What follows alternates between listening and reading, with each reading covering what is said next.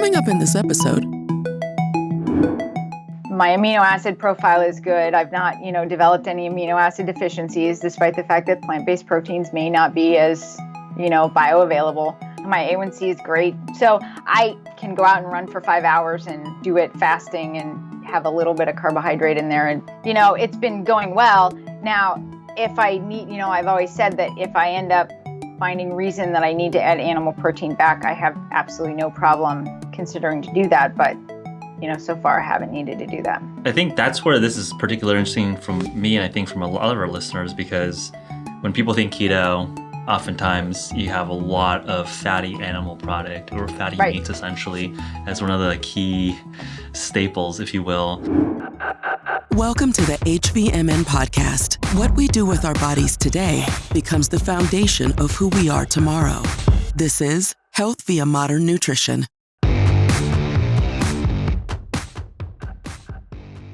Dr. Carrie Diulus, really great to have you on the HVMN podcast. Hi, thanks a lot for having me. I appreciate it. So I'm really excited to have this conversation because over the history of our podcast, the ketogenic diet, metabolic syndrome, how to manage some of these conditions through nutrition is very important, or one of our most recurring topics. And in recent months, the school of thought around using the carnivore variant of keto has been a popular topic of conversation. So I'm really excited to hear your perspective, your experience from doing the ketogenic diet from a plant-based perspective. So we'll get into all of that. But before we open up that can of worms there, I think our audience would love to hear your background. I know you're one of the first spine surgeons or female spine surgeons to be certified in the United States. So an interesting medical background and history there. I actually did a pathology residency after I graduated from medical school and was competing internationally at the time in duathlon. Sustained an injury that was pretty substantial and ended up shifting to orthopedics. I did my residency then at the Cleveland Clinic and was there for 6 years and thought I was going to do sports orthopedics. Ended up falling in love with orthopedic spine. And went out to San Francisco, did a spine fellowship out there where, yes, I was one of the at least first 10 to the best of our ability to figure out female orthopedic spine surgeons. And I'm back. I came back to Northeastern Ohio to work at the Cleveland Clinic for a while. And then now I'm currently in a big orthopedic and plastic surgery private practice group, and very involved in the North American Spine Society, speaking mostly on how we utilize dietary changes and nutritional strategies, as well as other lifestyle things to help both our surgical patients and our non-surgical patients from the standpoint of outcomes related to spine. Fascinating. Yeah, I think just growing up I think you get the stereotype of orthopedics being very just jockish big men, manipulating people and all that. So I'm just curious from a training and going through the sort of the pipeline perspective. How was that? I mean, a fun experience. I mean, I think it kind of makes sense given your sports background, where that sports orthopedics was the initial entry point. Curious to hear how, I guess, the initial entry into the spine really, I guess, captivated you and you decided to shift that direction. How was that? I'm not a big person. For sure, there were, all of the guys in my residency and fellowship were a lot bigger than I am. We sort of joke in orthopedics, it's in force we trust, but we like to, say that finesse does well too. So, if you use physics, you can accomplish a lot of things. There's this fallacy that you have to be super strong to do spine surgery. And honestly, I do a lot of surgeries through a minimally invasive approach. And so, big surgery, small incisions. And it's not, there are days where I come out of the operating room and I'm, dripping with sweat because that's just the nature. We're wearing lead and working under lights and all of those things. It can be physically demanding, but it is certainly something that a woman can do. You don't need to be super strong to do it.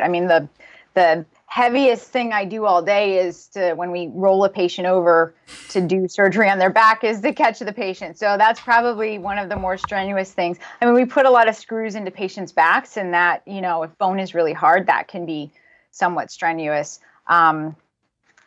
But as far as that, I lift weights and I run a lot. So, those things probably help to keep me fit. But I certainly don't think that gender should be a barrier to, women considering orthopedics or spine, because there are, there's almost nothing that we can't accomplish. I can tell you that from a sports standpoint, I sort of struggled with the really big football players trying to test their ACL because I just physically couldn't get my hand around their thigh to be able to lift it. And sometimes their thigh weighed more than I did. So, there's some niche stuff in orthopedics that, maybe, but there are other ways to actually test that you utilize, again, back to that finesse thing. Yeah, no, I think one, good to hear, and two, I think it just makes intuitive sense.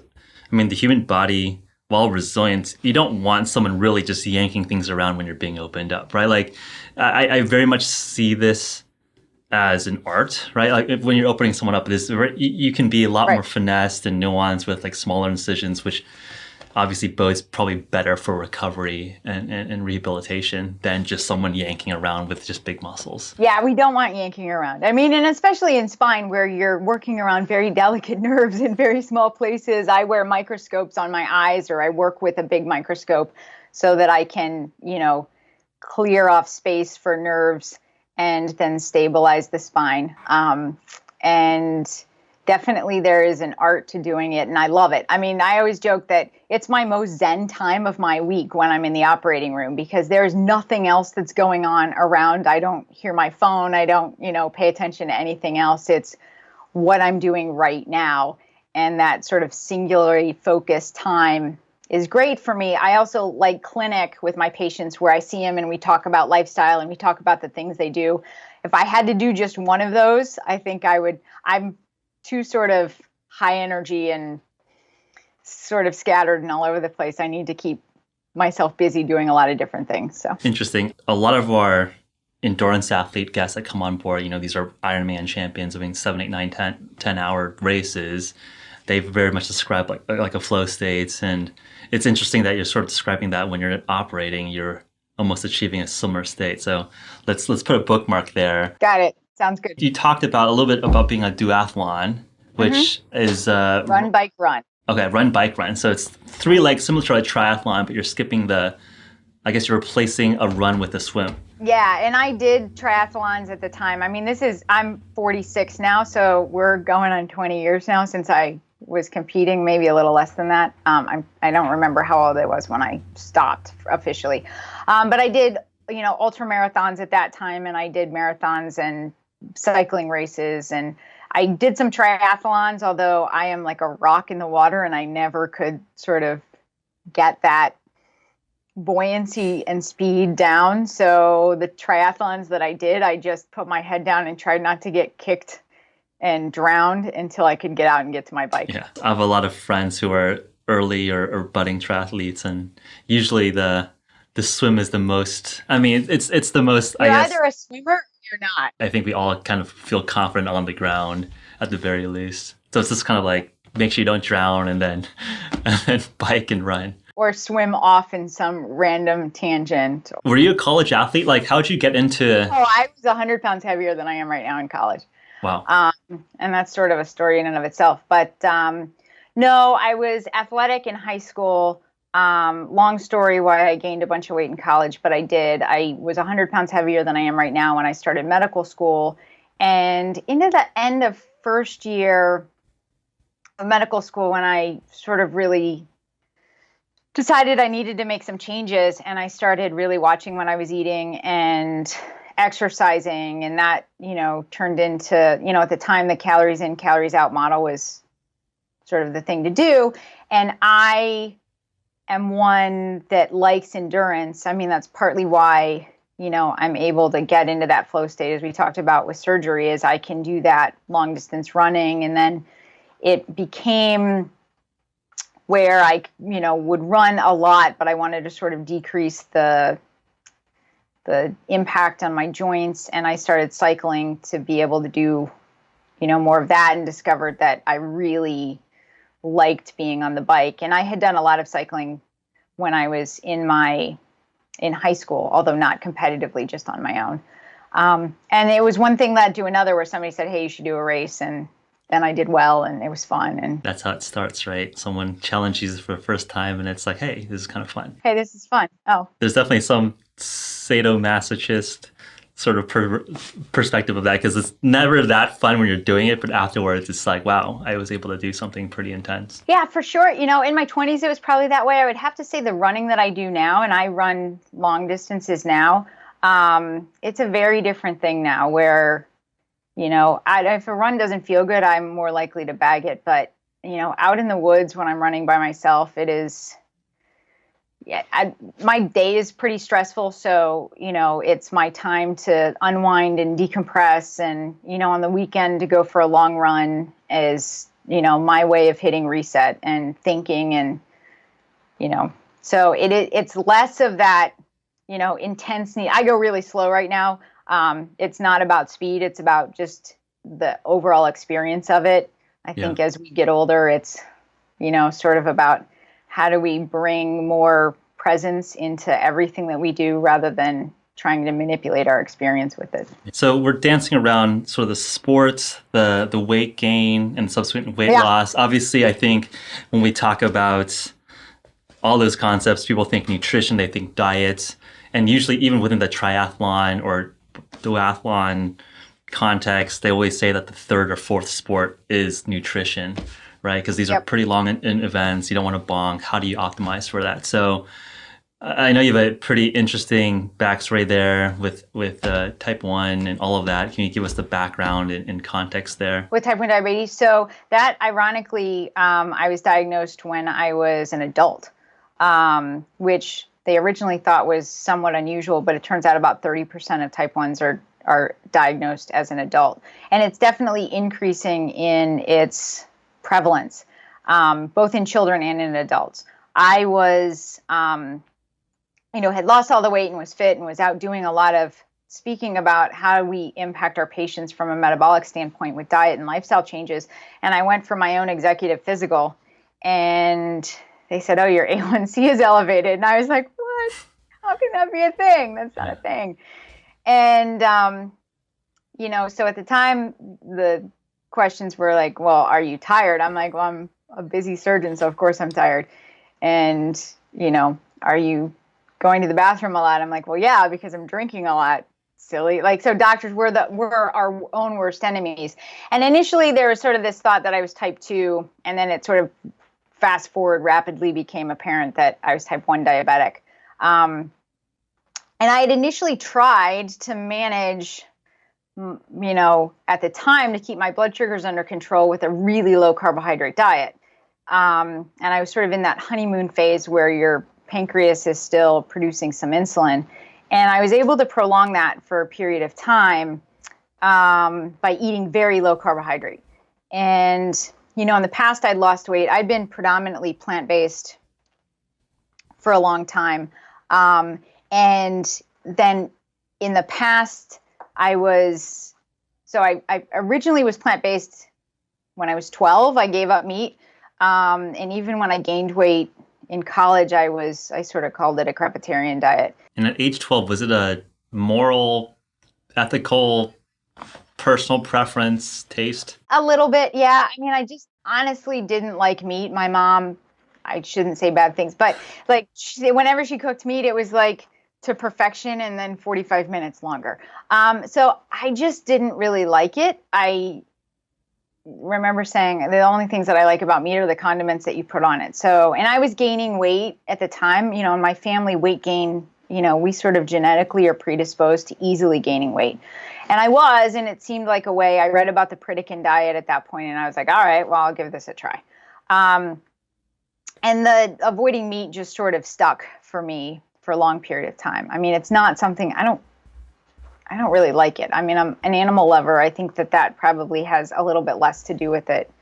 It's not really an ethical thing. It's really about, let's just be real. Like, I want to fit into a certain size of clothes, and that's, you know, what motivates. And I want to be healthy, and that's what motivates a lot of what I do. So after I was diagnosed with type 1, I went really low carb, and it was sort of a more traditional keto diet. At one point I was practically zero carb and almost, carnivore at that point because I just couldn't get my blood sugars under control. And I'm like, this isn't making sense to me. I'm doing everything. And as it turned out, it's because it was not at all type 2, it was type 1 diabetes. So my pancreas was, right. It got to that threshold. So you switched meat back on as you were just going low carb, zero carb. Right. I was plant-based when I was diagnosed, and then I added meat back because at the time it seemed like that was the only way to do low carb. Right. And that was the thing that made the most sense to me is, okay, if I can't, I've been already sort of doing all of the right things from a plant-based standpoint, let me try this low carb thing. And for sure, it made a ton of sense as far as managing blood sugars. And I think there have been plenty of studies since then that, have shown that you can improve it with a very low carbohydrate diet. And the other thing that I struggled with was, I was sort of in the plant-based world and I was gaining weight on the sort of traditional low fat, 10% whole food plant-based diet. And I went to a lot of the sort of so-called experts in the area and they're like, well, you're doing it wrong. I'm like, I don't know how I'm counting calories. I could, I've joked that I could win an Olympic competition in calorie counting. So it didn't fly with me at all that I was doing it wrong. And I mean, that's one of the things that's my biggest frustration is when people struggle for us to assume that they're doing it wrong rather than we need to provide them guidance for success. Right. So I went really low carb and then I went on insulin. And when you go on insulin, they tell you have to eat a certain amount of carbs to balance it with the insulin that you have to give. And within a couple of weeks of bouncing between blood sugars of, 440 in a day, even with a biochemistry degree and all of my science background, I was like, this is stupid. I'm just going to go back to low carb. So for quite a while, I was low carb, standard low carb. So you're yo-yoing up to 440 milligrams per deciliter and crashing down and just trying to titrate. Yeah. And I mean, and that can be type 1 diabetes. I mean, if you get sick, like even on my best days now, if not my best days, but if you get sick, type 1 with the hormone shifts can do that. I mean, I've had days still, even with the way I eat, where, if I'm really sick, I can go over 300. And that's just the nature of type 1. But my A1C now is, for the past probably 7 years now, my A1C is ranged between 4.8 and 5.3. Nice. Being low carb. Yeah. So, even with some of those rare times where, and stress alone, I mean, that was one of the things, stress in the operating room, or if I'm working really hard in the operating room, my blood sugar will actually go up from that. And I need insulin from that. And the insulin dosing strategies are a little different for stress-related blood sugar elevations rather than food-related blood sugar elevation. So it's... Yeah, I just want to add a sidebar for folks that aren't familiar with the blood sugar ranges. Typically, you want to stay around 100 milligrams per deciliter. Obviously, if you eat a meal, that will go higher, 150, 180, a couple hundred. But when we're talking about 300, 400, that is quite high. Yeah. So it sounds like obviously with type 1, it's much harder to control that blood sugar. I just looked at it the other day. So my average is, about 95, and my standard deviation is about 15 is my, when I'm under control, good control, which is where I try to be 98% of the time, barring illness. That's where my numbers run. Which is super solid. And then hemoglobin A1C, which is sort of like a 3-month snapshot running window of average blood sugar. And usually under 5.6, 5.7 is considered what you want to be at. So it sounds like you're well nicely in that range. Yeah, we start to diagnose diabetes, either type 1 or type 2, when you get over 6.5. Yeah. Metabolic syndrome or pre-diabetes is 5.6, 5.7 and above.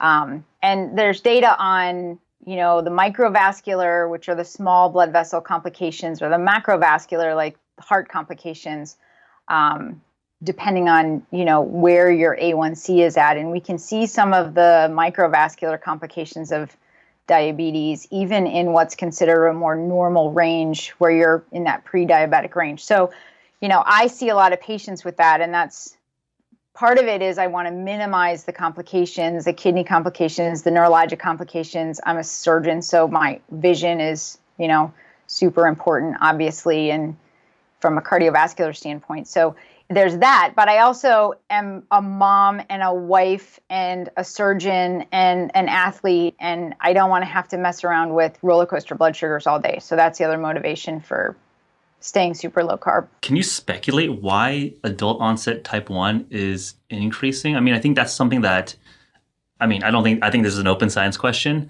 but obviously this is something that I'm sure you've thought about more than most. There's different thoughts on, is it viral? Is it related to leaky gut? Is it environmental factors? I don't think we know the answer to that. I have a strong genetic predisposition to it, having, run my genetics. I also have celiacs, which I was diagnosed first with that, and they are on the same gene. About 30% of people with type 1 diabetes also have celiac. So, why are allergies increasing? Why are other autoimmune conditions increasing the way they are? We don't know the answer to that yet. If we can figure that out, certainly I am interested in it because I have passed my genetics along to my kids. So, if there are things that we can do to figure it out, but I wonder, is oxidative stress that I did when I was, exercising like crazy, is that a factor? The lack of sleep as a orthopedic resident for the better part of 15 years. Was that a factor? I think those are all potential factors. Why it hit at that particular moment, is a stressful time in my life that may be related to it. But it's hard to know, and there's a lot of kids. There are little kids, like 6 months old, that are diagnosed with it. So, obviously they don't have those factors where they're in utero factors. Who knows? Right. A lot of the type 1 parents, go back and say, oh, should I have done this different with my kids? And the thing is we can't, I don't know what pathway with my own kids to try and prevent it other than keeping them active, keeping them healthy, dealing with, all of the lifestyle stuff, making sure they're getting good sleep. But honestly, parenthood is about survival 99% of the time anyway. So. Yeah, and I suspect perhaps something to do with environmental pollution and something like that, which is very, very hard to control unless you're living in in a glass box or something. Right. And I grew up, out in the country. We had well water. We ate foods that we got, locally. So we didn't eat a lot of processed stuff necessarily growing up. Yeah, it is what it is. You got to play the cards you're dealt, right? It sounds like you did most things right and just... All right, so it's something you've got to handle and deal with. So going back, sorry for bouncing around a little bit, but it's fun to hit on some of these topics. So you moved back to a ketogenic diet. You reincorporated animal protein into your diet. Yep. You saw some success, but obviously this is somewhat early in your experimentation and self sort of nutrition practice. Let's continue on from there. Yeah, I had no intention of going back to plant-based because I didn't think that was something that was possible to do low carb and plant-based. And it's sort of a complicated story, but I got a virus and it impacted my stomach and for, a period of time. And I felt good while I was on low carb, the standard low carb, including animal protein, but there were certain markers that I could just never get down, like my high sensitivity CRP. I could never get that down below 1, no matter what I did. So that's an inflammation marker. Yeah. So there were inflammatory markers that I couldn't get down. And I would get sick a lot more than what I do now.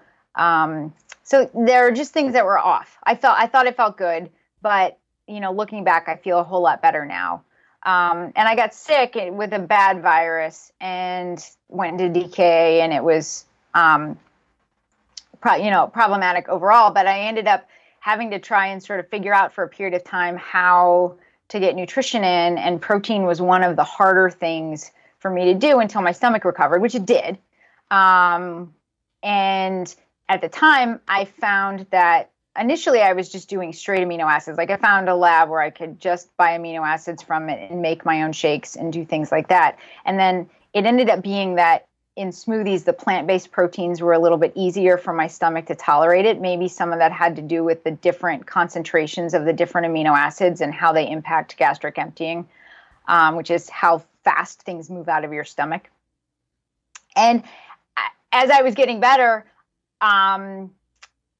I felt like I needed to add animal protein back. And every time I did, it just didn't work with me. And then at one point I was like, wait, this has been a couple months where I'm eating all of this plant-based stuff and it's working pretty well. My blood sugars are good. I'm, staying healthy. At the time, I sort of came into it with some amino acid deficiencies because there was a period of time where I wasn't really able to get in a lot of protein. And I fixed it with plant-based proteins and I measured those amino acids. So that was telling.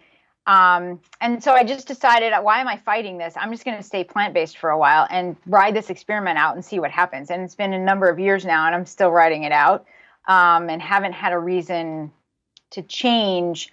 And my inflammatory markers, so my high sensitivity CRP went to 0.2 or 0.3, depending on, which lab we look at. My A1C has stayed good.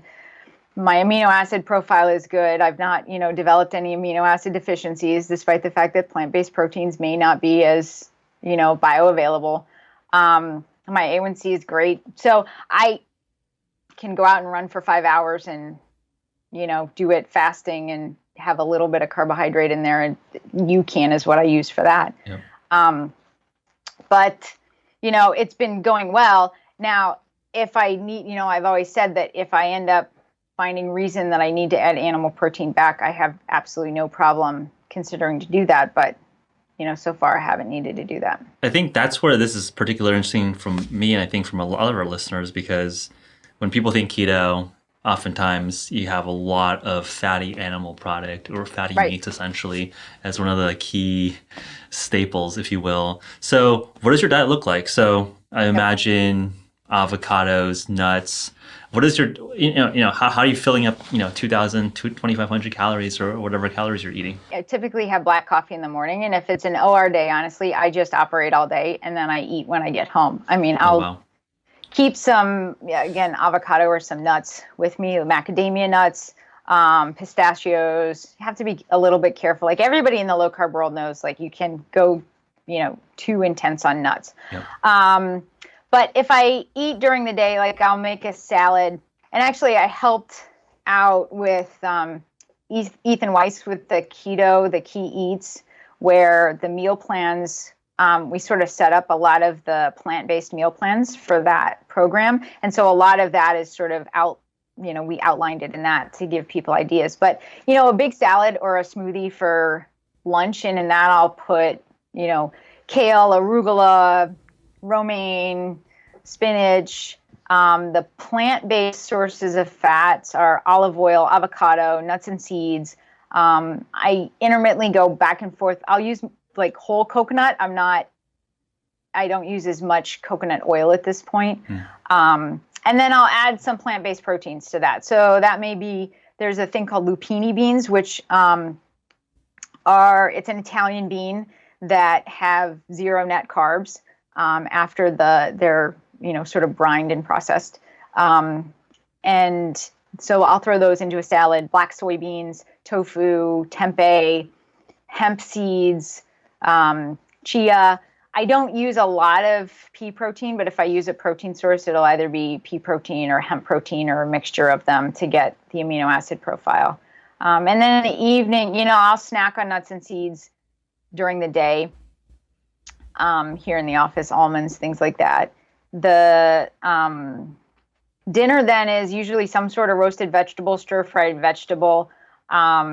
Lately, I've been super busy, so it's been really simple. Sometimes I try and make, Indian type dishes or, other things like that. There's a hemp risotto that I've made that I really like. It's good.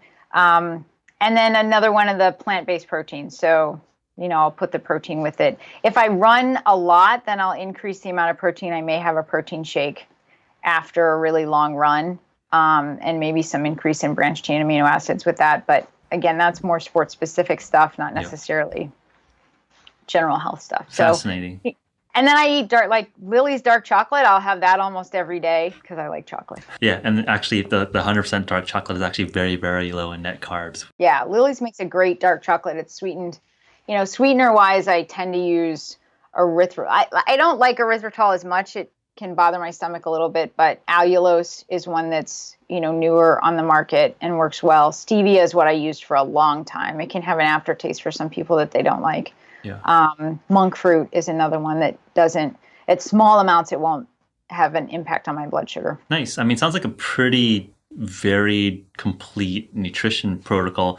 I mean, I think one of the questions I think a lot of people would have is, how do you get enough fat, right? Because I think it's like, usually if you want to be low carb or keto, you want to be, upwards of 70+% fat. And obviously there's some variation. So obviously that means a lot of avocado, nuts. Avocado, olive oil, nuts, seeds, macadamia nuts. I mean, those are high in, percentage fats. If I need something extra, I like to take nori rolls, which the nori paper, and I put really good olive oil because I'm picky about the olive oil on that with some salt, maybe some nutritional yeast. I roll it like that's a snack that I'll have, and that's an easy way to bump up the fat if I'm hungry. I only, will do that if I'm hungry. But it's not hard to get the fat. It's really not hard to get the fats. I mean, there are plenty of healthy plant fats that are unprocessed that are out there. Yep. I eat an avocado at least a day. I mean, I buy them when they're super green and put them in the fridge, and I buy like 20 at a time. That's something that I've been personally want to experiment with. And I think, just kind of the key points there, it seems quite palatable and doable. But I have to admit that I've been much more on the carnivore side of things. And it's kind of interesting to not make it this argument or a debate per se, but maybe talk about some of the trade-offs or considerations when, and it sounds like from your perspective, you're not necessarily dogmatic on plant versus carnivore either. But I think it would be helpful for our listeners just to get some of the considerations on what to think about or what to optimize when you're choosing more of a plant-based or more of an animal-based version of low carb. And it sounds like the fat choices or the oil choices that you're choosing, olive oil, aren't like sort of the demonized sort of soybean oil or canola oil. So like some of the highly oxidized PUFAs.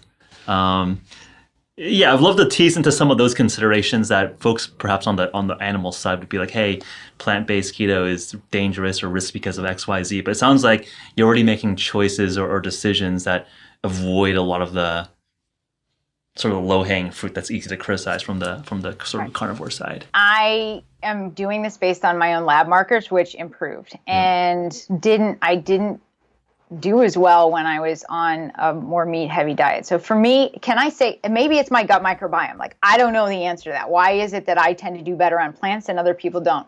Why do some people really struggle, with broccoli and asparagus and Brussels sprouts and, all of those things, whereas I not only love them, but I feel really good when I eat them. Yeah.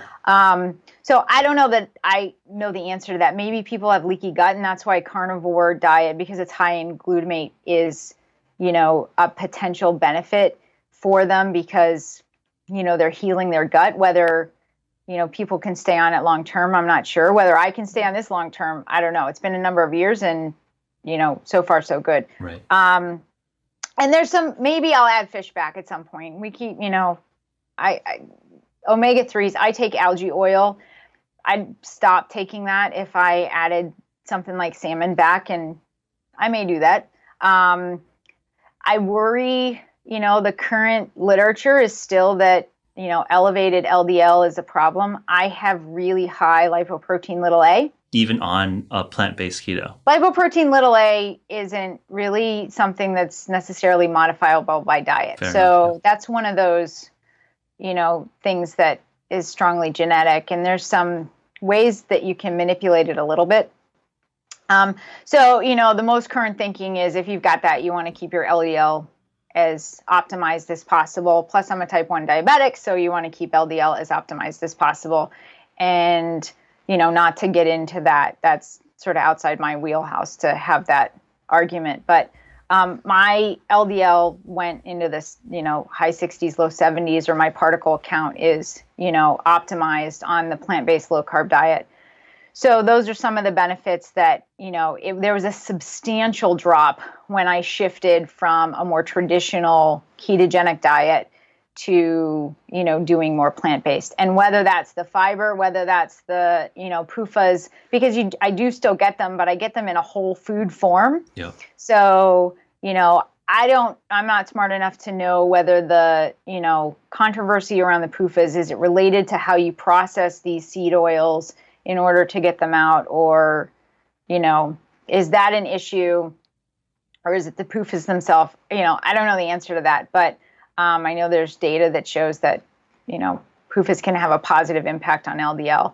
Obviously, I get a lot of monounsaturated fats in olive oil and a lot of the polyphenols in there. So what are the factors there that are anti-inflammatory and good for your lipid profile? Yeah, I mean, there's definitely some open science here. And I think my understanding there for seed oils or PUFAs is that the two main concerns are the omega-3 to omega-6 ratio. It sounds like you're balancing the omega-3s with something like algae oil, which you can get DHA and EPA from algae oil. Yep. And then from a lot of these refined seed oils, there's a high oxidation risk there where those PUFAs turn into sort of like the oxidized forms that aren't necessarily great to build up your cell walls or cell membranes. Yeah, everybody throws out, do you have to supplement to be on a plant-based diet? You have to supplement B12 if you're vegan. That is not controversial.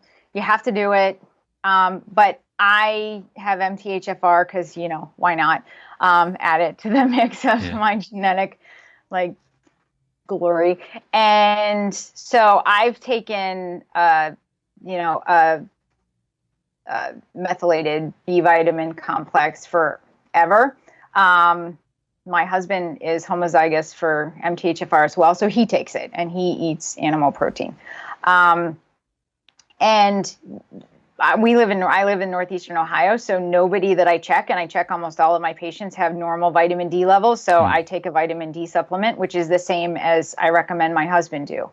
And there's literature in the spine world and in the orthopedic world around optimizing omega-3 and how omega-3s, compete with omega-6 for the same enzymes, and it either goes down the inflammatory pathway or the anti-inflammatory pathway. And so, I do think it's important to get adequate amounts of omega-3. You can obviously get it from fish sources, and I think people who eat salmon 5 times a week, they're getting it. Do you get I supplement it with algae oil again because you can get EPA and DHA. And I do some, plant-based versions of that, but that's an ALA. I happen to have run my genetics, and I know that I'm a good converter of ALA to the EPA and DHA. Other people may struggle with it because they're not, but you can supplement if you need to. Right. So the only supplement that's really different that I use myself than what I use for my patients or, my family is the B vitamin. But again, there are people who need to take B vitamins, the methylated B vitamins anyway. What is the acronym? MTHFR. Yes, and that's a gene related to, as you're saying, the methylation of B vitamins. So yeah. So I'm just fascinated to learn a little bit about your biomarkers, because I know that some of the concern with an animal-based ketogenic diet or carnivore ketogenic diet is that you get a lot of saturated fat, and that sometimes drives up the LDL, low-density lipoprotein. And it sounds like your LDL is quite controlled, and I think that's been some of the debate, I would say, within the keto or low-carb community. One, is LDL in itself an important marker? Is that predictive of cardiovascular disease? The traditional mainstream is of course, that's why you have statins. That's why you control it. That's very, very bad. Lower LDL as much as possible. The Dave Feldman sort of LDL is more of an energy transporter for triglyceride or free fatty acids. LDL in of itself is not necessarily a predictor. But it sounds like for your case, you saw the LDL shift favorably when you shifted to plant-based. And obviously the key thing was CRP, reactive protein, which is a very common inflammation marker. Any other biomarkers that you thought were interesting? I mean, I think that's probably something that would be helpful for listeners who are interested in keto and interested in going more plant-based or animal-based. Obviously, I think something like LDL or just seeing other people's biomarkers and how they shift could be informative for people to make decisions around, okay, I might be trading some risk here, but maybe getting some benefit here. I think that's obviously, consult with your doctor, get Right. educated, don't just listen to us talking and not knowing your specific situation. But I think it's educational or at least entertaining to understand some of the levers that are in play between plant-based versus animal-based ketogenic or low-carb diets. But before you answer that question, let's take a quick break. Hey y'all, Chrissy's back. Now, you've already heard about Keto Collagen Plus, but how is it being used within our community? Let's hear from one of our own customers, Sarah, about her results after using Keto Collagen Plus. I'll have a couple scoops of this in the morning, shaken over ice with a splash of almond milk, and that's literally all this needs. I mean, the flavor it's the best. I'm getting all the clean proteins and micronutrients in the process. There are plenty of collagen supplements on the market, but there are huge advantages for going with HVMN. They're all about transparency in the way that they label their products. They don't make it hard for you to see what is in here because they have nothing to hide. They have everything to brag about, which kind of brings me to my next point of why I love HVMN, and that is they formulate their products to include the highest quality version of each ingredient. This can still be great for somebody like me who is not keto, but I do value high quality collagen and pure ingredients, the highest quality of fats that you can find. Thanks for watching and have a great day. I would defer to somebody like Ethan Weiss to really go in, to the discussions about LDL. It's, even though I was a pathologist and I understand the, laboratory science aspect of it and, the mortality data and all of that, it's outside of my wheelhouse to really get deeply into the science from a professional standpoint around that. To me, the data makes the most sense for me. It would seem, looking at it, to optimize my LDL. Mm-hmm. So other biomarkers that are out there that you can do. I mean, again, I've looked at my own amino acid profile. That gets expensive. There's, other thing. Homocysteine is another marker that you can check. You can run all sorts of nutritional panels on people, whether those are super helpful or not. It's a little hard. There's a lot of labs that are out there running these different nutritional, like urine organic acids and things like that. Are they super helpful?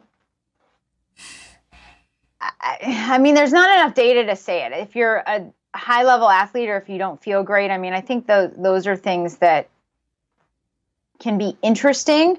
Sometimes we see that and then the question becomes, okay, so what do you do with this? Yeah. Is there solid data around running omega-3 to omega-6 ratios? Not solid. It's interesting. We'll get there eventually. Right. It's definitely speculative and anthropological rather than like, here's an RCT. For sure. Inflammatory markers are interesting. Homocysteine is another one. That, for me, went down when I added the methylated B vitamins. Thyroid things are important for people to measure. Is their thyroid staying healthy? Your other hormone levels are important to measure. So, your estrogen, your testosterone, your progesterone, those are things that are important to measure. And there's some natural shifts that happen in life. I'm 46 now, so, who knows how much longer that all stays normal. But there's no babies happening anytime soon. I can tell you that. Those are things that I think people can measure. I think, honestly, I was really into measuring a lot of this stuff for a long time and wearing my Oura ring. And I have to say the thing that's the most beneficial for me as a type 1 diabetic is to have a continuous glucose monitor. I think the data that you get from that is important when it comes to foods. But at the same time, I can do something about it. So if my blood sugar is elevated, I can increase my insulin. If your blood sugar is elevated from a food, you can certainly use that data if you're type 2 diabetic or if you have metabolic syndrome to change what you're eating so that you can optimize that. And at the end of the day, I think it's about asking yourself how you feel and are you enjoying what you're eating? Are you enjoying your life? Do you feel deprived? Look at those different things. Obviously, if you have health concerns, then, that are specific, then working with your doctor on those, are important things that you can do. And, the keto diet, I think, has a ton of benefits. I utilize it in a lot of my patients. So I use it when, we're in the pre-surgery phase and after surgery. Anecdotally, I can say patients are using less pain medication, and we've had lower infection rates. And, it's a worthwhile diet. Like at this point, it's hard for me to justify randomizing my patients because everybody does so well. And if they have metabolic syndrome, I mean, I've taken somebody who's in an orthopedic practice, so it isn't that hard, with an A1C of 9 down to an A1C of 6, just by having them, a type 2 diabetic, not changing any medicine, sometimes even taking people off of medicines in that process, with dietary changes. So there can be a lot of benefits. So those are things that we can look at as far as, but are there really, there's a ton of labs that are running a bunch of different gut microbiome tests and things like that are out there. Mm-hmm.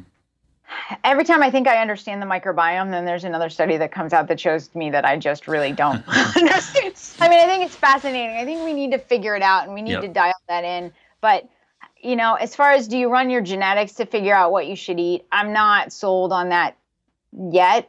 I'm not sure that we're there. Can you run what goes on in your gut microbiome? I think you can change your gut microbiome, and the data has shown that based on what you eat.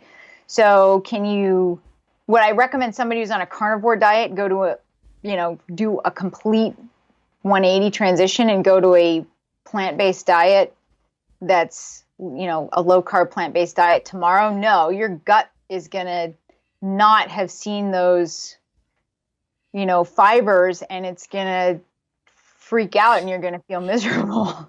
Yeah. So anything is a transition, right? I mean, I do worry about what happens to the gut microbiome if you don't, feed it any sources of, insoluble fiber for long, long periods of time. I mean, that concerns me. But do I have data to say that, the human species has eaten a varied diet from the existence of, and that's why we've been able to populate this entire planet. Yeah, I think we're quite adaptive. To answer that question there, I would say that, the data or the evidence would suggest that, okay, if we're not feeding the gut microbiome insoluble fiber, well, there's also microbiome, fauna or species that live off of butyrate or short-chain fatty acids, which is you can get from, eating carnivore. So you essentially, you're not, obviously the folks or the microbiome or like bacteria that thrive off of fiber aren't going to survive. It's just like very much shifting your gut microbiome. And I would agree with you that we can measure these changes, but I think it's still unclear what is optimal and if that's personalized. And how do we do something with that therapeutically? Like, we're just not there. The data's not there for me to know what to do with myself, let alone for me to know what to do with patients, as far as to say, okay.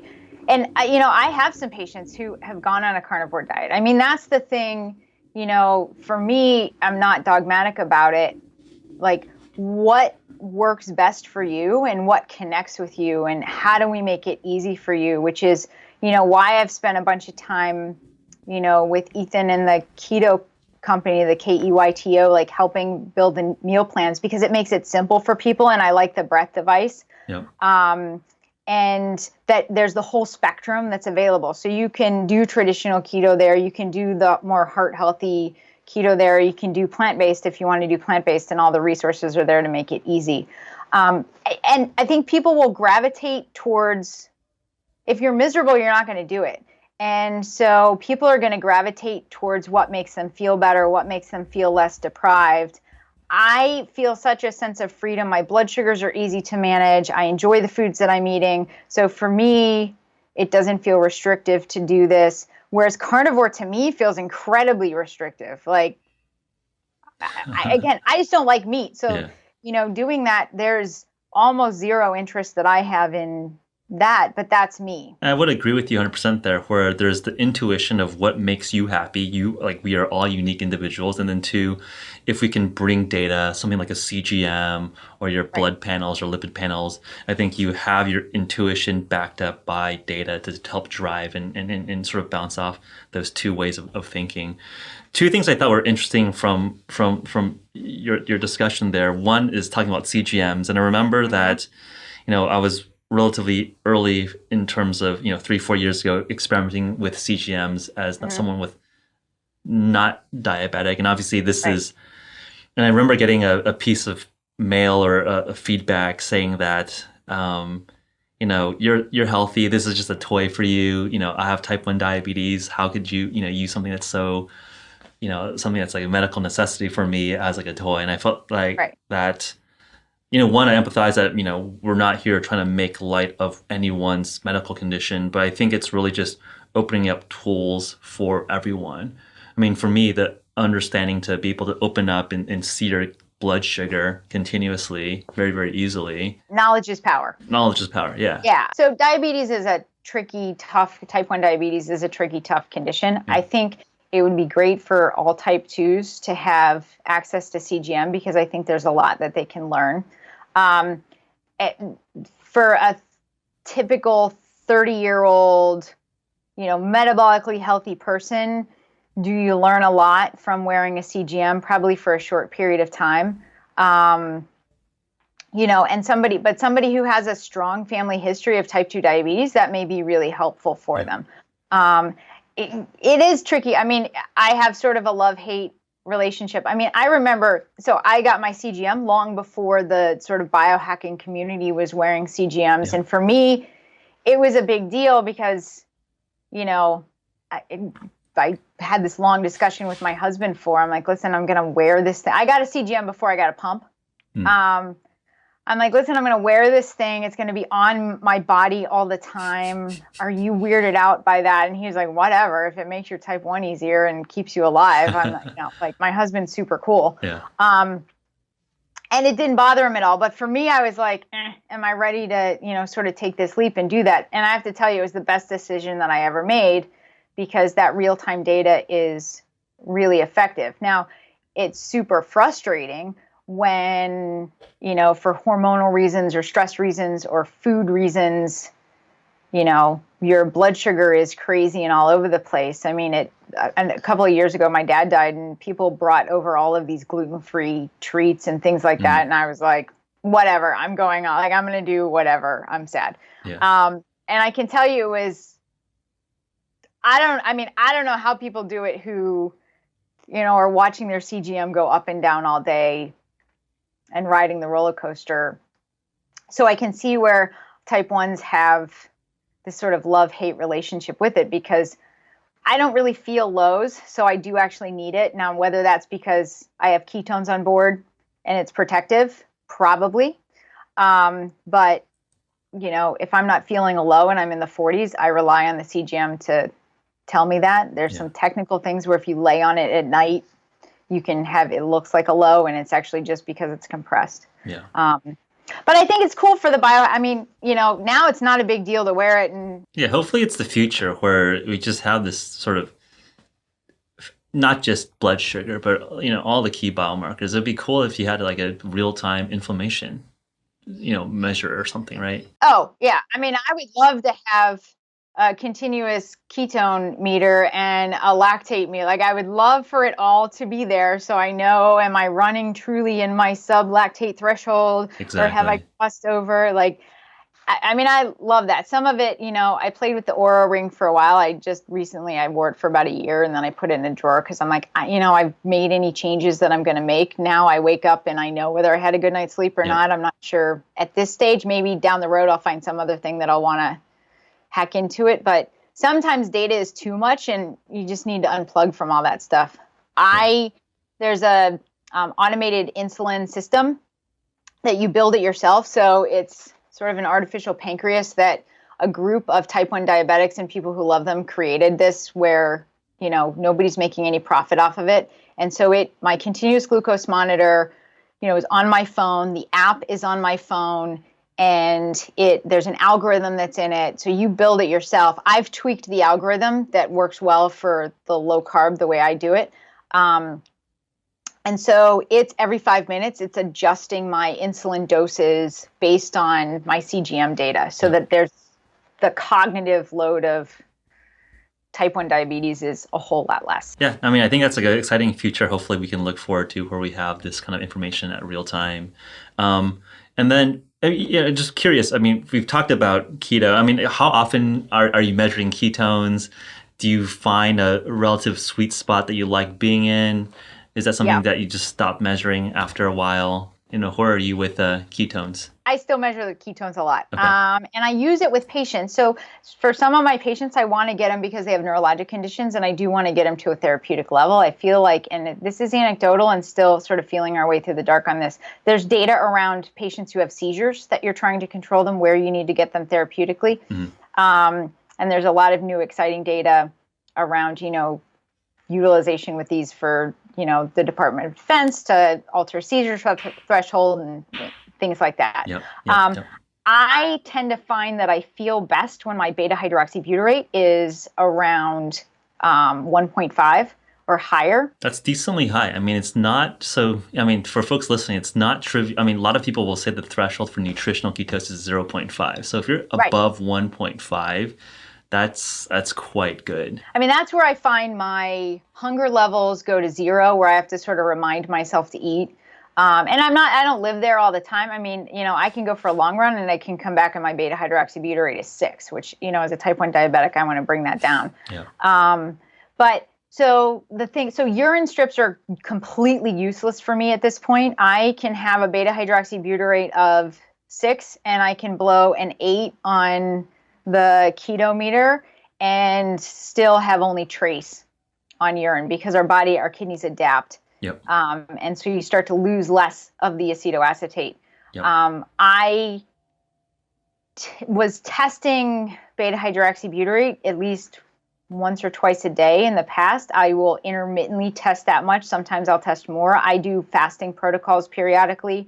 And so as a type 1, I want to know where my beta hydroxybutyrate is at because there are some slippery slopes that I can get into. Yeah, especially at type 1. I remember the first time I was Googling ketosis 4 or 5 years ago, it was under the context of ketoacidosis, which is uncontrolled ketogenesis. Which is totally different than nutritional ketosis, right? Now I really like playing, again, with I use the breath device now most days rather than, testing my ketones unless I'm sick. So it's been interesting for me to play with the difference between, what drives my beta hydroxybutyrate up, what drives my breath acetone up. Mm-hmm. So I find that I sort of feel the best if my breath acetone is in that, 6 to 8 range, on the, way that they've scaled it on the keto meter. I have some patients who I want to get their beta hydroxybutyrate above 2 for therapeutic reasons. And so, then we'll utilize things like MCT oil and things like that to help bump that up. Interesting. So, but most people don't need to keep it up that high. And I know of, there are athletes who feel great when their beta hydroxybutyrate is 0.8.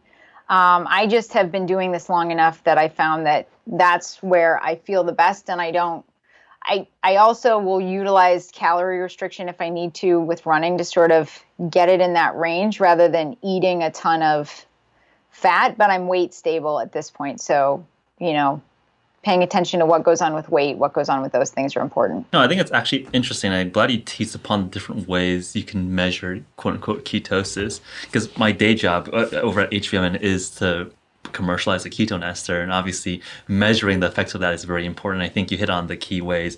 Blood is usually what clinical trials and studies benchmark on, so that's the most gold standard way to measure.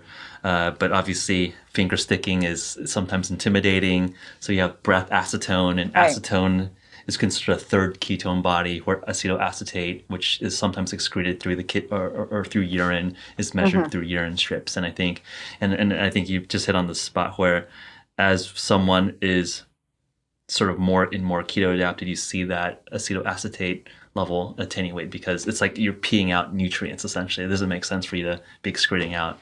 Our bodies are super adaptive. I have this conversation in the plant-based community all the time, whereas, utilizing glucose as the primary fuel source and what is physiologic glucose sparing versus insulin resistance and all of those things. But, our bodies get good at utilizing available fuel, which again goes back to that why we, exist through famine and scarcity and, all sorts of different food environments throughout the millennia. And then one thing before going on to mindset as we wrap up here, I was curious when you said that you do a lot of nutritional counseling or intervention pre and post surgery. Yeah. That sounds relatively, this is outside my wheelhouse, I'm not a surgeon. Is that relatively rare? I mean, it sounds like something that obviously makes sense. Like you're obviously priming someone for something invasive. Yeah. You want to be doing stuff like that ahead of time. That sounds like that should be standard of care, but I don't think it is. Can you talk us through how you even came to that? Yeah, it's relatively new to have these conversations in orthopedics. I mean, some of the driver within orthopedics have to do with some, finances drive a lot of things. So as the payment models for total joint replacements have shifted to where there's some shared risk. So, if a patient has a complication, the hospital system can, be reimbursed lower amounts, or they end up, sharing some of that expense with the care of the patient during that time. And physicians are incentivized to have better outcomes. So for sure, there have been financial drivers to improving patients' metabolic health. And so part of that is the reason why, my sort of speaking card gets filled up every year, is having these conversations with how do we optimize patients from a metabolic standpoint. There's growing data on how advanced glycation end products and, these byproducts in the diet. So those are the sticky molecules that get stuck from, it's mainly from advanced glycation end products that are produced in the body, which is how we measure an A1C. So if your blood sugars are elevated, there can be some AGEs that we eat in the diet, but most of the AGEs that we see in the body tend to be the ones that are produced endogenously, so in the body themselves. And those lead to spine degeneration. We see things like frozen shoulder, iliotibial band syndrome, which gives pain around the legs.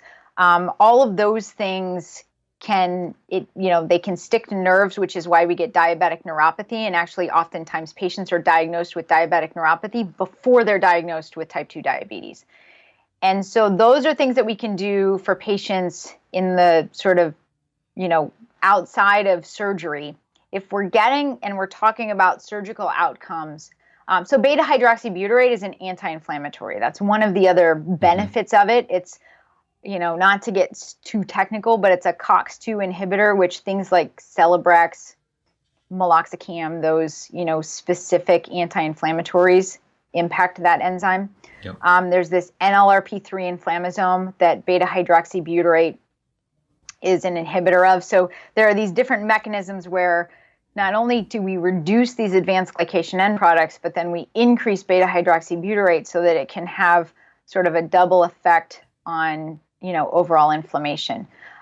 So there's data that shows that patients who have a BMI over 40, which is a measure of your body mass index, or if your A1C it gets a little nuanced, whether it's above 6.5 or 7 in relation to spine surgery, increases your risk of having serious complications, infections, wound problems, nerve problems, things like that. Yep. So there's a push to optimize patients. We don't typically do elective spine surgeries on people who are smokers, because we know that nicotine constricts blood vessels, and that, there's a lot of different mechanisms why smoking can negatively impact a spine fusion. And so that's seen as a modifiable risk factor. For a long time, we thought that A1C and BMI were not modifiable risk factors. And my big push is that both of those are incredibly modifiable. We just have to actually work with patients to help them do that. Yep. And help them be successful. And you can lower somebody's A1C in a very short period of time. Now, typically it's 3 months, but I have seen significant decrease in 6 weeks. And then there's other markers like fructosamine that if I have a patient that we need to get to surgery more quickly, I can see their compliance with the diet by checking a fructosamine within that short period of time. So there's data that after surgery, if you have these high blood sugar excursions, which can happen from the stress of surgery, sometimes we give steroids as part of the post-surgical or the intraoperative care of a patient, and those things can increase your blood sugars, that those negatively impact patients' outcomes. Again, things like infection, wound healing problems, things like that. So the goal is to optimize a patient and not have those big glucose spikes that can happen, or have somebody stay above a high level, and you can drive it down with insulin, which has some negative impacts there, or you can modify it with diet and keep it down below with diet.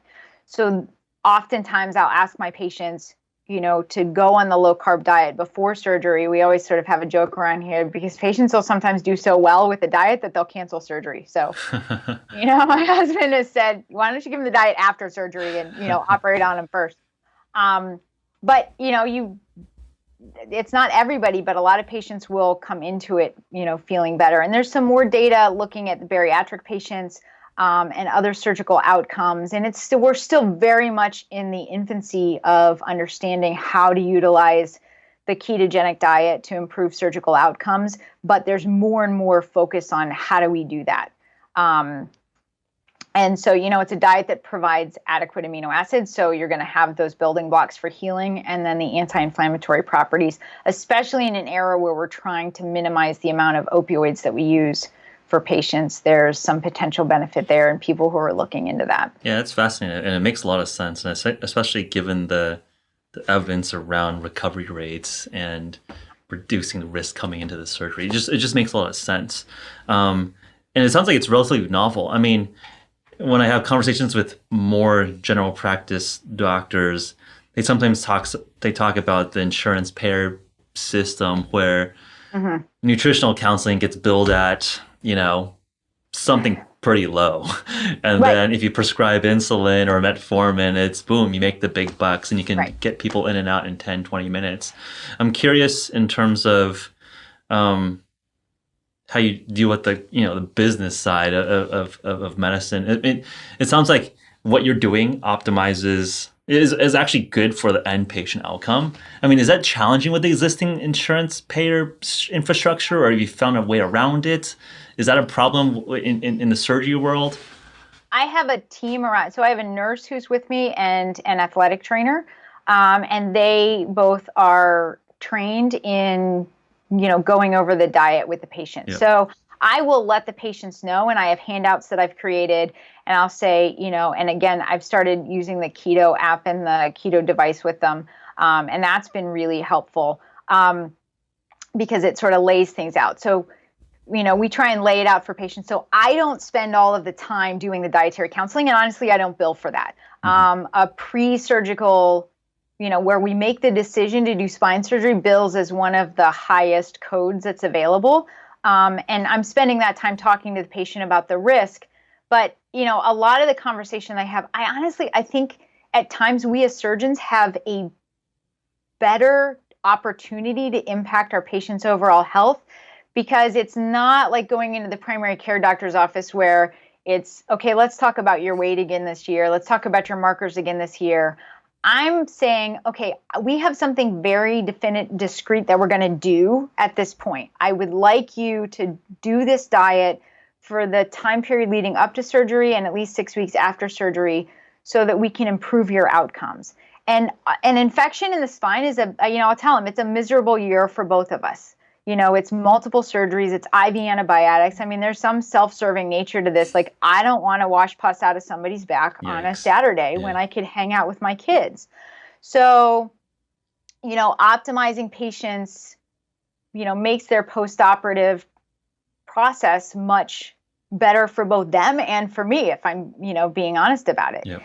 And so it's worth doing that conversation on the front end. The nurses on the floor at the hospital, and it took time. I mean, I had to sort of create my own diet for patients. And, the joke is I walk in the room and I see an apple juice sitting there and I flip out and, joke that's not low carb.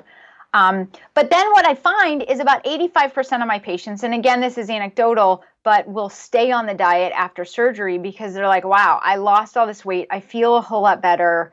And for sure, there are those patients who are like, Dr. Diulus, I will do this because you want me to do this. I hate you, but I'm going to follow the instructions because, I'm a compliant patient. And as soon as I give them permission to go off the diet, they're like, bread, cereal, pasta, all back. Yeah.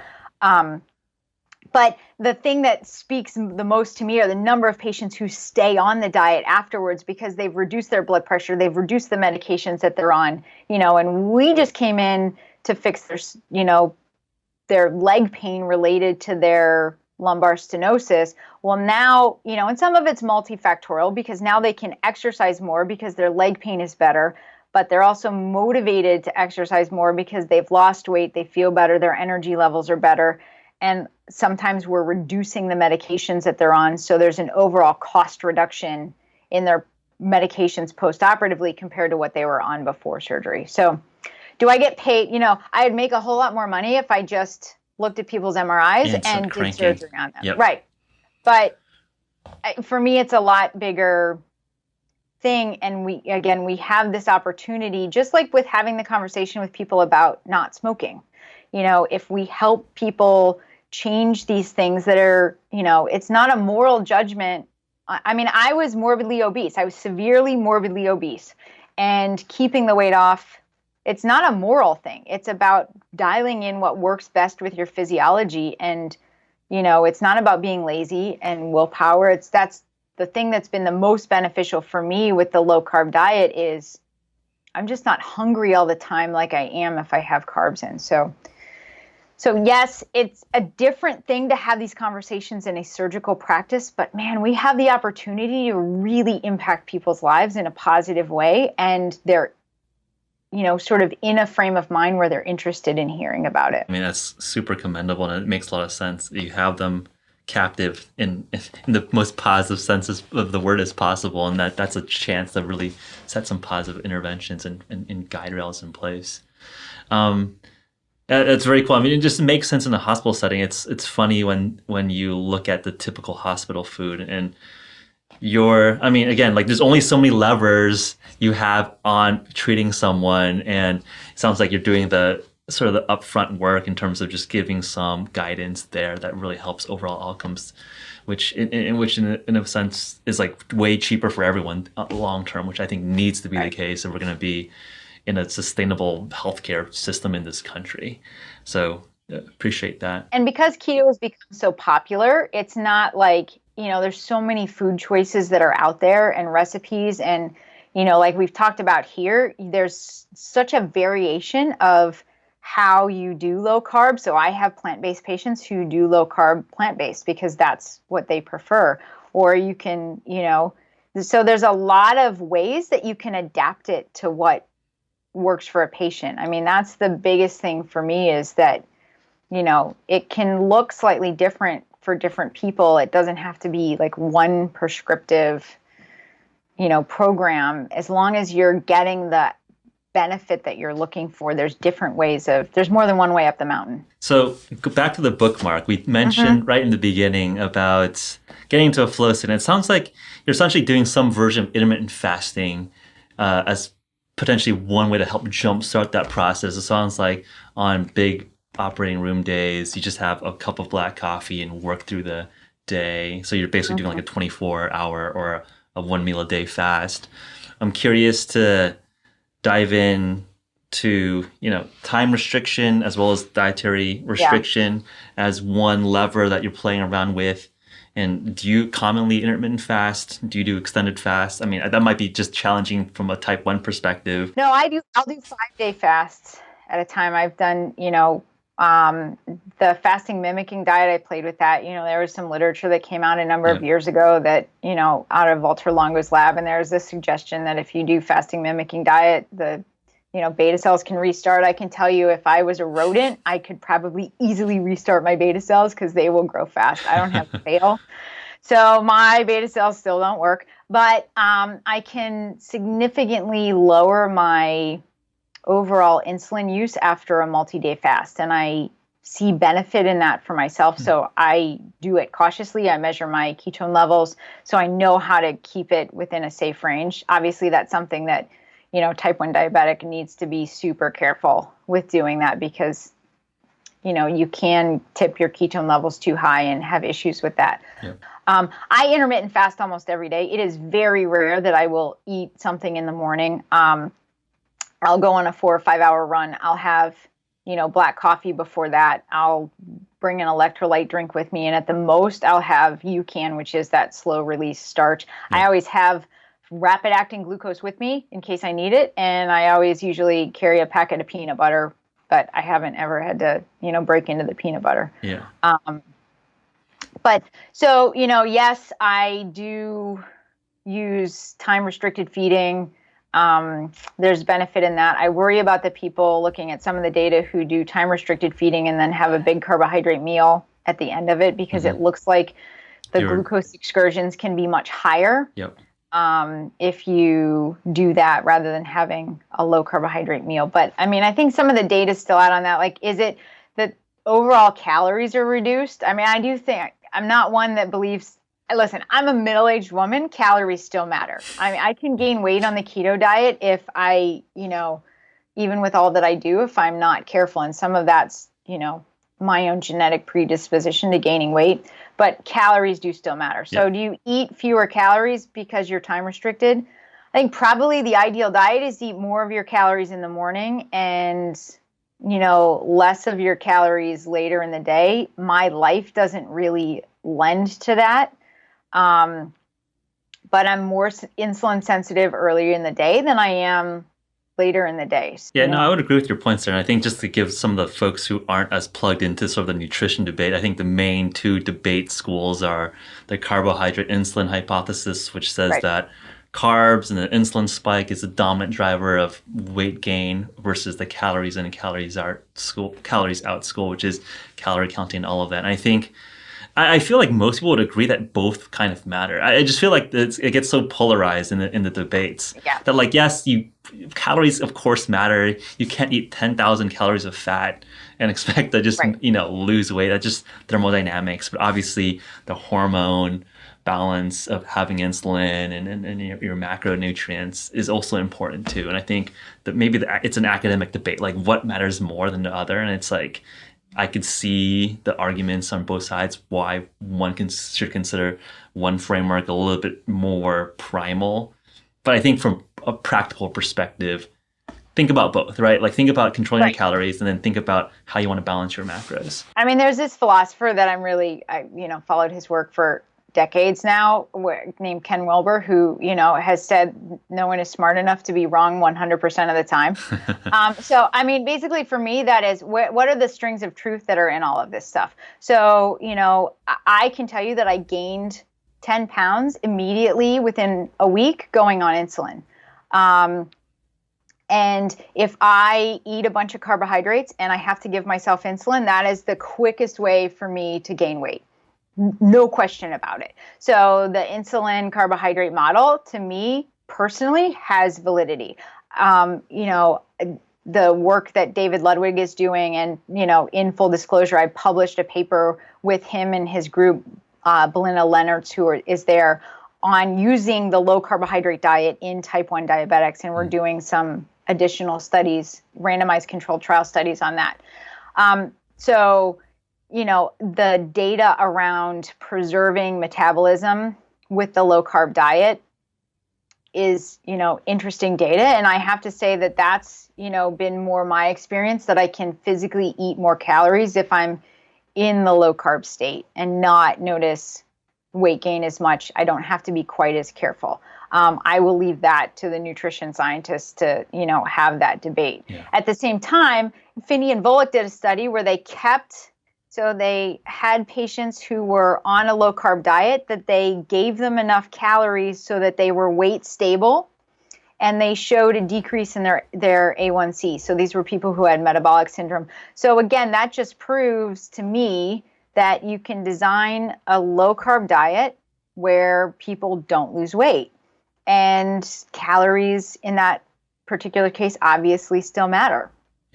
And again, that's my experience. I can overeat calories if I, eat mindlessly or eat for psychological reasons rather than eating to hunger on a low carb diet. It's easier. It is much easier for me to stay within that framework if I'm doing a low carb diet. And I think it's that way for a lot of people, where they're fighting their willpower less on a low carbohydrate diet than they are on a standard traditional calories in, calories out model. Well said. I would agree with that. And I think we all have the kind of intuitive experience. It's like easy to munch on popcorn or like cookies or something, but it's a lot harder to munch on, steak if you're, animal based, or I guess like it's hard to munch on like too many avocados. It just gets too... You're full. Yeah, you're full. Now, I want to get inside the mind of a surgeon. Obviously, when you're doing these, I imagine multiple hour surgeries. I think this is interesting when I was talking to these, marathon champions, triathlon champions, what is that mental state like? Is that, because I think part of what I've been thinking about is that obviously an upswing in interest in meditation, but I feel like a lot of meditation is very performative. It's not like actually real. I think people are just kind of like doing their little app for 5 minutes a day. I'm not sure that does anything, but it feels like when people describe a true sense of flow where very present, really performing at peak performance, that seems to be a truer state of being in a meditative, productive state. So I'm just still like, I think, probing at this mental state that I think we all kind of intuitively have felt at some point in our lives and trying to describe it in different situations. So I'm curious from a surgery perspective, obviously very high stakes, very high risk. You got to be precise. And I imagine sometimes these surgeries take multiple hours. Are you thinking about every specific move, or does it go by a blur? Is it just kind of a blink and you're done? Walk us through what it's like to be in your mind as you're doing some of these procedures. So again, all of these topics are fascinating to me. I've sort of studied meditation for the better part of almost 3 decades at this point, and had many, many different practices. And some of it, were for very specific purposes. And I've, done 10-day meditation retreats and had that experience. So what happens in the, and there are different types of meditation. So I can't say that every surgeon experiences this. Maybe it has to do with the practice that I've done. Maybe not. I don't know the answer to that. I can just tell you in my experience, for most of us, most surgeons will talk about the fact that time disappears when you're in the operating room. Anesthesia will ask, the joke is, it's sort of like football time where, they'll ask how much longer it's going to be. And, you'll say 20 minutes and that really means 2 hours.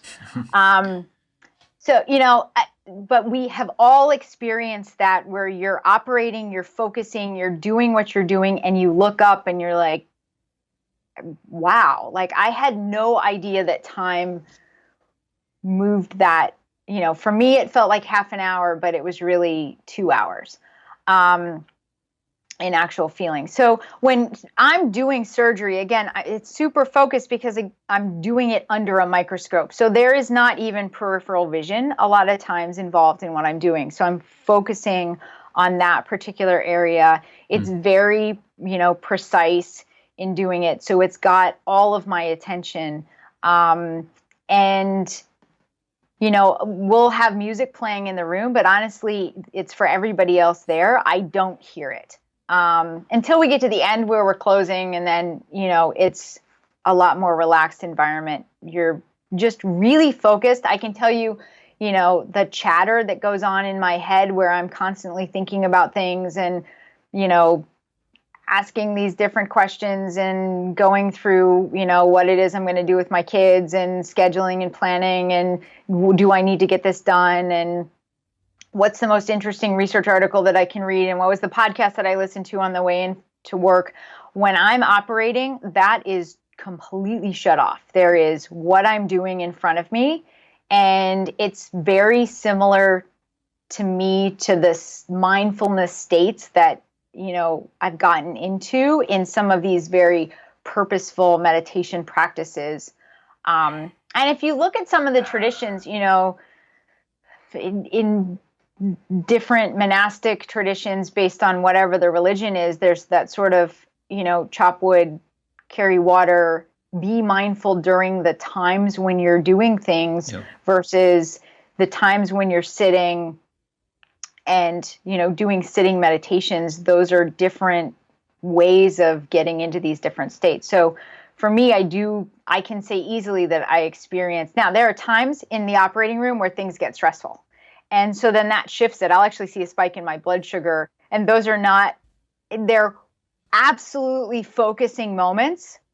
but the emotions change with that when, you're having to think quickly and trying to figure out a different plan and what to do. Adrenaline dump, cortisol goes up, blood sugar goes up. Blood sugar goes up, yeah. So, so that will shift it. Or if a patient, if anesthesia says something's wrong with the patient, all of a sudden, we start to move very quickly and you're still very focused, but then the overall, body hormones change. But, that's the biggest thing for me is I'm not thinking about what I'm doing the rest of my day. I'm not perseverating on what happened, 3 days ago while I'm operating. All of that shuts off. Nice. I think in the modern age, people are seeking that clarity because I think we're just so bombarded with the monkey brain chattering about, what happened on social media? What should I be doing? And it sounds like you're able to find that calmness within the storm of being in an operating room, which is fascinating. I mean, do you feel like your meditation practice has helped you get in that state? Or is it just completely orthogonal? When you're a professional in the operating room, it just happened to be that you're focused? Or do you feel like just being attuned to your mindfulness helped you more easily get into flow state? I think I recognize it more because of the meditation training that I've had. Mm-hmm. My husband's a plastic surgeon, and I can tell you that some of the things that I say I experience, he's also experienced as well, and he doesn't have this background of meditation. He's done more of it lately. But so, some of those things, being super focused, it's probably yes and. So I think probably the training that I've done, the amount of time that I've spent in seated meditation and different types of meditation have been helpful. Other meditation practices like Tonglen meditation practice, I don't know that that's necessarily helped with that. But I think most surgeons will say that this is a time when they are singularly focused. And, those of us who, I can truly say that I love being in the operating room. I mean, it's not, and then there's some ego gratification that happens at the end of the surgery where, you can see your pictures of what you've done. You can see the work that you've done. I mean, it's, my husband is a plastic surgeon, but he also is an artist, and he, makes these amazing cake boss-like cakes for people that are just these gorgeous, works of art. And there is the state that you're in while you're doing those things. And then, there's the benefit that you get sort of seeing the finished product that have two very different, responses to the human psyche, I think. I mean, I think all of us would aspire to getting to that state of our professional craft, right? Just being able to go into flow state and really love what we're doing. So I think we covered a huge amount of ground. And so I want to ask you my last question, which I always like doing, which is, if you had infinite resources, infinite money, people, mouse, whatever to manipulate, what science study would you run? What question would you like to answer? I think the biggest question that I would like to answer is, how do we connect the best with people to help them succeed, right? Like, what are the single most effective things that we can do? There's, I remember the feeling of failure the negative self-messages and the societal negativity when you are overweight or struggling with your weight and not able to be successful with that. So and I don't think the answer is one thing. I mean, I think that's where I get frustrated with the so-called diet wars, is I really do think that there are variations in it that, some of it is demographic, some of it is cultural, some of it is physiologic. And if we really could spend unlimited amounts of money trying to figure out what it is that, will really help people, from different walks of life be successful with this, I mean, we have to figure it out, because, the obesity epidemic and the type 2 diabetes epidemic are going to bankrupt us if we don't figure it out. So obviously if there's extra money in there, I'd like a cure for type 1 diabetes. Let's just do it. And we're there. But, from a like truly altruistic standpoint of, what would I do? It would be, how do we really figure out how to connect with people so that we don't have kids who, there's a kid who feels ostracized because of their weight. Like that just like eats at my soul because, it's not their fault that they're there. There are so many factors that go into that. And we just need to really figure out how to help people, get to the other side of metabolic health. Well said. Sometimes when I ask that question, people have a pretty specific science question, but I think what you're asking is got a lot more practical impact. How do we actually affect population health, right? Like how do we make our fellow citizens, fellow Americans, fellow world, fellow humans be healthier, which is ultimately what medicine is and what we ultimately want to have these conversations for. How do we educate and get people to think a little bit for themselves and improve their health? And not be judgmental when people fail, right? And I hate the word failure where they don't reach their goals, because to me, if they're, again, felt like I was doing everything right and I wasn't being successful. And there was nobody that I could really feel that I could reach out to help navigate that and say, okay, what do you do different? So a lot of it was, if you look at the number of quote unquote diets that I've tried, it's been practically all of them. So, how do we really help people be successful? That is where I would spend the money, because I feel like, and it's huge, obviously, like it's not one simple question where we can, spend $1 million and, do the studies and figure that out. But, how do we connect with people? How do we make it easy for them to follow? How do we give them markers of success? And, again, that's part of the reason why I've had all these conversations with, Ethan and Keto and that, because there's a marker that you can measure. There's a program where things, it can help you be successful with the Keto device and the app. But ultimately, the bigger picture is, how do we really connect with people and help them be successful? Well said, Carrie. So you're on Twitter, you're on social. What are the projects? What are the shout outs? How do people follow along with all the great stuff you're working on? I have a Facebook page, which is Carrie Diulus, MD. I have an Instagram page, which is also Carrie Diulus, MD. And I try and post foods that I'm eating on there to give people ideas, and kid pictures and dog pictures and all of those sort of fun life things. Yeah. And then on Twitter, I am CA Diulus. And so I try not to get into fights on Twitter because it's just not my thing. Sometimes fun to jump in every now and then. Yeah, there was something that I saw recently where somebody was saying something ridiculous and showed spine pictures, and that it's rare that I will get engaged negatively with somebody on Twitter, but I was like, I just had to call that one out because the pictures just didn't correlate at all with what they were saying, and I was like, I can't. I'm calling BS. Like this is I'm the expert here. I got to call that one out. So. All right, we'll leave it at that. Thanks so much for the time. I think we covered a bunch of topics here. I'm sure that our listeners will probably have additional follow-up questions. So if we get enough of a momentum there, we'd love to have you back on. It was a fascinating conversation. Yeah, happy to. Thank you so much for the opportunity. I really, really appreciate it. Likewise. Thank you. Thank you. If you're interested to learn more about HVMN, visit www.hvmn.com/pod. Thank you for tuning in.